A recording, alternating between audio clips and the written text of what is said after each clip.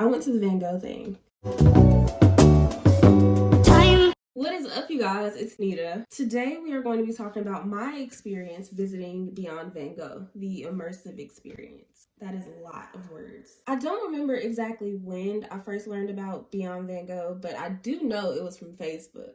I remember seeing the ad and I remember saying, ooh, look, all the pretty colors. So I decided I was gonna go, and then I immediately forgot about it until they actually came to Memphis. Then the Facebook ads started popping back up again.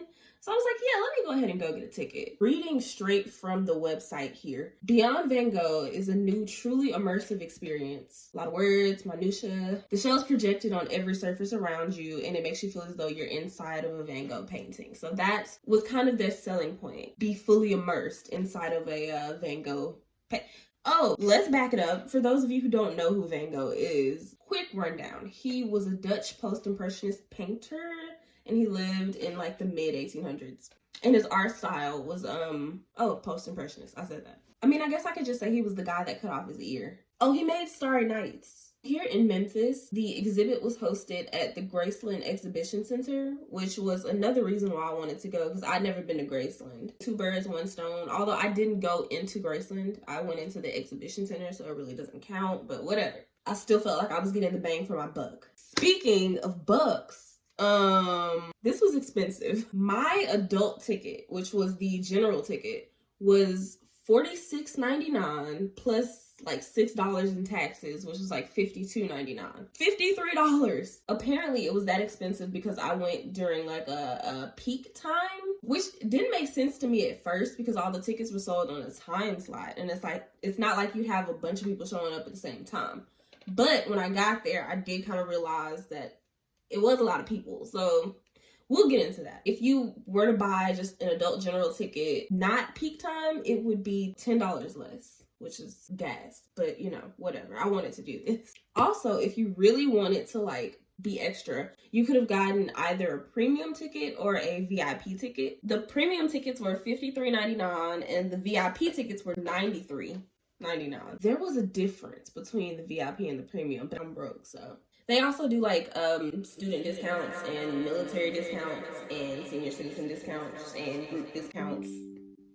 Okay, let's talk about the exhibit. So it's basically an immersive Van Gogh slideshow consisting of over 300 of his works. 300 is a lot. It's also supposed to encompass 20,000 square feet, making it the largest immersive experience in the country. I don't know. I didn't fact check. It just said that on the website. It's also comprised of over 4 trillion content pixels. I don't know what a content pixel is, but there are 4 trillion of them. So big number, good.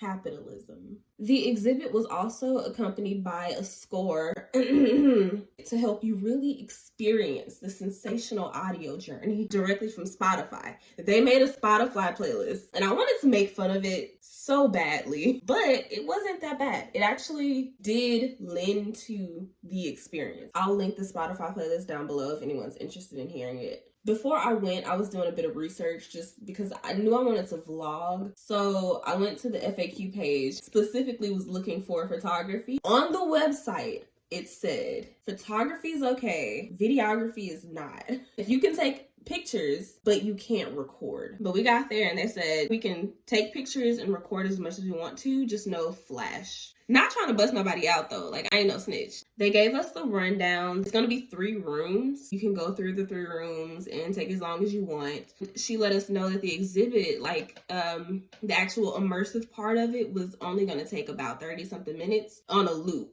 So like on the website, it said that, you know, you got your ticket for an hour time slot.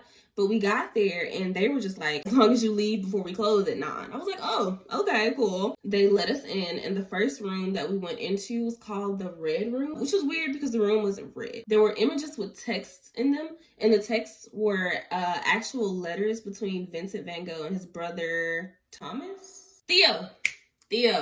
I knew there was a TH, which basically recounted his life, like pursuing his painting career. I guess for anyone who isn't like familiar with who Van Gogh is, I thought that was a really good way of like introducing the exhibit. So after the first room, you go into the waterfall room, and it was basically like a segue between the first room and the actual immersive event space. It kind of reminded me of like like a Windows Movie Maker screensaver. I guess you could get water from this. It was moving. We got into the actual immersive space. It was just a big room, and it wasn't what I expected that it was gonna be. This actually exceeded my expectations, so I'm surprised. They didn't just show like a painting on a wall. It was really like a little movie. Like I assumed it would be like a slideshow, and it was like a movie. They would show a painting, and it would be like a whole scene from one painting all over all 4 of the walls and the floor. So it's not just that one picture, it's that picture, and it's expanded to like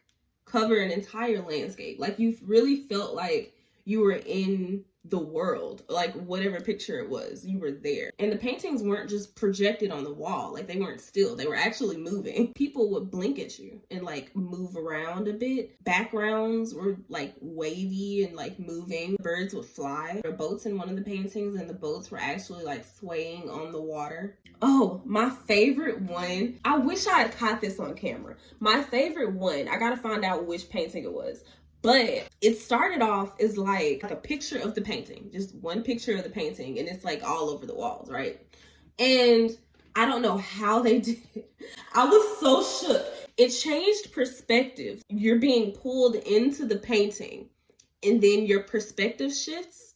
And so you're looking from the painting, like from the ground up to the sky, and it's not like a pan, like, you know, there's a picture and you can just take your camera and pan up on a picture. It wasn't like that. It was like you were like looking at the picture and you're in there. I don't even know how to I was so shook though. I was like, wow, this is amazing. My heart, like I literally got goosebumps. It was my favorite scene. The picture was like of like a city at night, and it panned up to the nighttime sky. You can see the stars were twinkling. For a while you just stayed in the sky, and then it panned back down, first person perspective of you on a boat, and the boat's like in the water, and it's just like, it was so cool.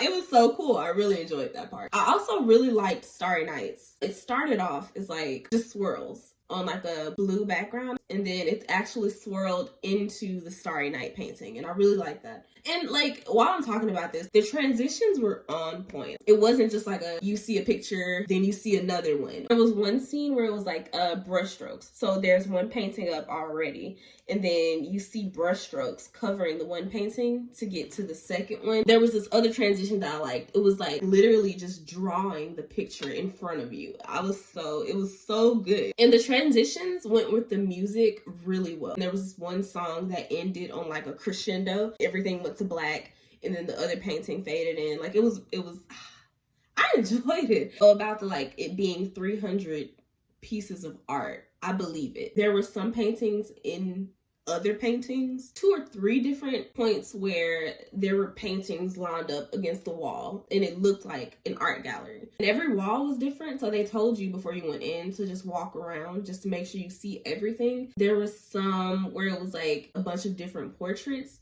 but they put them all together into one scene. Anyways, I'm gushing about, obviously I liked it. 9 out of 10, I liked it. And I'm only giving it like the 9 out of 10 because it wasn't like fun, but it was fascinating. Like I had fun because I was fascinated. However, if you would like to up the fun, disclaimer, I'm not endorsing anything, but get some drinks and go, or other things. I don't know. I had a good time though. I really enjoyed it. It was really vibey. I moved around a lot, but at one point I was just like sitting on the floor, which they encourage. Like it's not like I just went to a museum and just sat on the floor. They encourage you to sit on the floor. And there was this couple like in the middle of the floor, and they were holding each other, and they were just like swaying to the music. And I was like, yeah, this is the spot. It was really vibey. I enjoyed it. You just leave whenever you want to leave. So when I was ready to go, it was dark, but they had like at the exit sign projected onto the wall. So I walk out, and of course you can't just walk straight out. You have to walk through an overly expensive gift store to get out. And I got this one because I think this is the like the painting that I liked, the like city at night. I think this was that. I went in at like 11:20 and I stayed until like 12:20. Oh, I probably did. I stayed until like 12:20. Overall, I do feel like I got my money's worth, just because like I like museums and stuff like that. Like, I'm a nerd. Sue me. Know yourself. If you know you can just look at paintings and be entertained, then go. If you want something different, definitely go. I would recommend it. I'll link the website in the description box below if anybody wants to check it out. I'll also link the Spotify playlist that they made down there as well. That's all I have for today. Thank you for watching the video. Don't forget to like, comment, and subscribe, and I'll see you guys in the next one. Peace. Not me poking myself in the eye.